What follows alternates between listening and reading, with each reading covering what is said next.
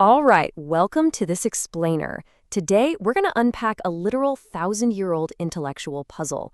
We're pulling from the absolutely fascinating Philosophy of Religion lectures by Dr. Jim Spiegel to explore something kind of unique in the world of philosophical debates. We are tackling the ontological argument.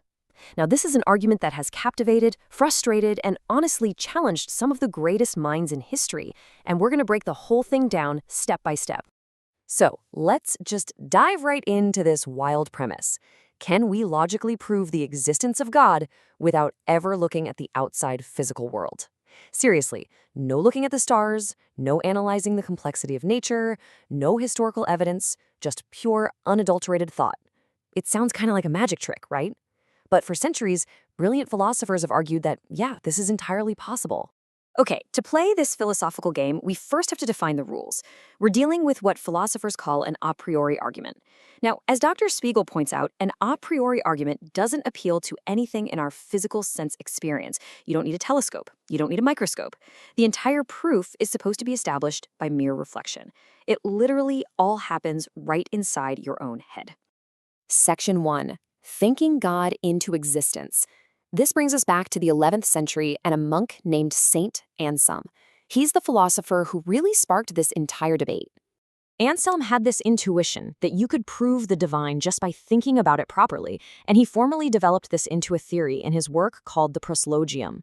He starts his argument with a very specific core concept. He asks us to conceive of G, and G stands for a being than which none greater can be conceived. Basically, he wants you to imagine the absolute highest, most perfect being possible. You just stretch your mind to the absolute limit of greatness, and whatever that maximum limit is, well, that's G. Section 2. The ultimate pizza analogy. Now, we can actually ground Anselm's high-level logic using something super relatable, because his next step relies on a very simple, everyday distinction between what's in our heads and what's in our hands. Dr. Spiegel uses a fantastic analogy for this. Imagine someone offers you two options. Option A is the mere thought of your absolute favorite pizza. Let's say a deep dish pepperoni and sausage. In your mind, it is flawlessly baked. Option B is an actual physical pizza purchased from Pizza Hut. Now, if you're starving, which one do you choose? The actual pizza, of course. Why? Well, because an actual pizza is obviously greater than just the thought of a pizza, no matter how perfect your imaginary slice happens to be. Reality beats concept every single time. So, the absolutely crucial point Anselm makes here is that existence itself is a perfection. It's what he calls a great-making quality. Let's apply this back to G, that greatest conceivable being we talked about. If G only exists in your mind, then it's kind of like that imaginary pizza.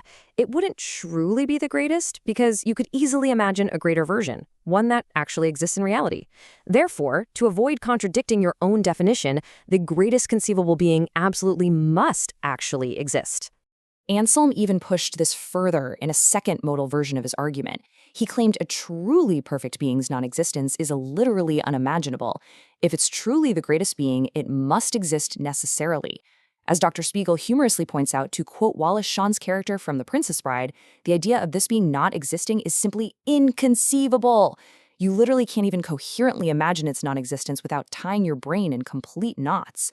Section 3. Perfect islands and wall clocks. Let's act as impartial referees here for a second, because philosophy is essentially a contact sport. Over the centuries, skeptical philosophers struck back hard to poke holes in Anselm's theory. And they brought some heavy intellectual artillery. The first major counterattack came from Anselm's own contemporary, a monk named Ganilo. Ganilo argued using the analogy of a perfect tropical island. Imagine an island with crystal clear water, 80-degree weather, perfect palm trees, endless tropical fruit. You know the vibe. It's the greatest island conceivable. But, Ganilo points out, just because you can vividly imagine this perfect island and define it as perfect, well, that doesn't magically force the island to actually exist out there in the ocean. Now, Anselm replied that this logic only applies to the ultimate being, not contingent things like islands or pizzas. But the debate raged on. Centuries later, the legendary philosopher Immanuel Kant delivered what's often considered the most famous critique of Anselm. Kant gave us what we can think of as the wall clock analogy. Imagine someone asks you to describe a clock on a wall. You'd say, okay, it's round, it has Roman numerals, a minute hand, a brown rim, and it's on the east wall. But notice how incredibly awkward it is to add "it exists" as just another bullet point on that descriptive list. And this brilliantly illustrates Kant's core critique. Existence is not a real predicate. You cannot just tack existence onto a concept as a descriptive trait. Why? Because existence is already assumed the moment you start describing something. If you're listing the great qualities of a being, like being all-powerful or all-knowing, Kant argues you are already assuming it exists for the sake of the description. You can't use existence as the final proof of the recipe. Section 4. Plantinga's multiverse reboot. But wait, the ontological argument didn't just die with Kant. Fast forward to the 20th century.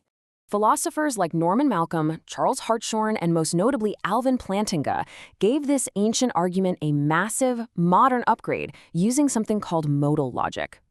Let's see how this builds using Plantinga's fascinating concept of possible worlds. Instead of just talking about our reality, Plantinga asks us to look at the landscape of every single logical possibility.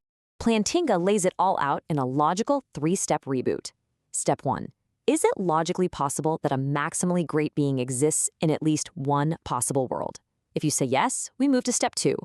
By definition, maximal greatness means you aren't just great in one universe. Your perfection entails existing with maximal excellence in every possible world. Step 3 is the kicker. The actual world we live in right now is one of those possible worlds. Therefore, if this being exists in all possible worlds, it absolutely must exist in ours.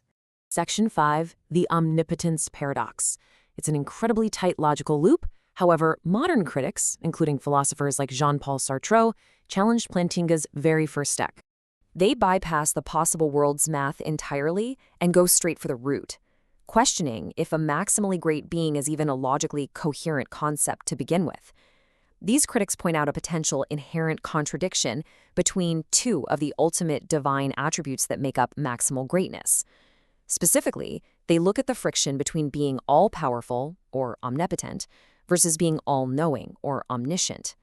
Can those two maximum traits actually coexist in one being? As Dr. Spiegel outlines impartially from the philosophical literature, the debate hinges on the creation of free will. The argument goes kind of like this. An omnipotent creator could make a truly free creature.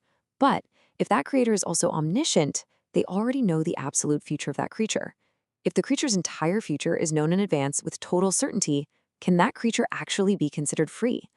Critics argue these two attributes clash, making a maximally great being an impossible contradiction, meaning Plantinga's very first premise fails. Now, defenders of the argument are quick to point out that this entirely depends on your philosophical definition of freedom, but it remains a massive point of ongoing scholarly debate. Wow. We've unpacked literally 1,000 years of intense philosophical debate today, from Anselm's imaginary pizza to Kant's wall clocks, and all the way to Plantinga's possible worlds. But I'll leave you with this final paradox to ponder on your own. Does the ontological argument ultimately prove a profound, necessary truth about reality through pure reason, or does it simply highlight the fascinating limits of human imagination and language? Thanks for joining me on this explainer, and keep questioning everything.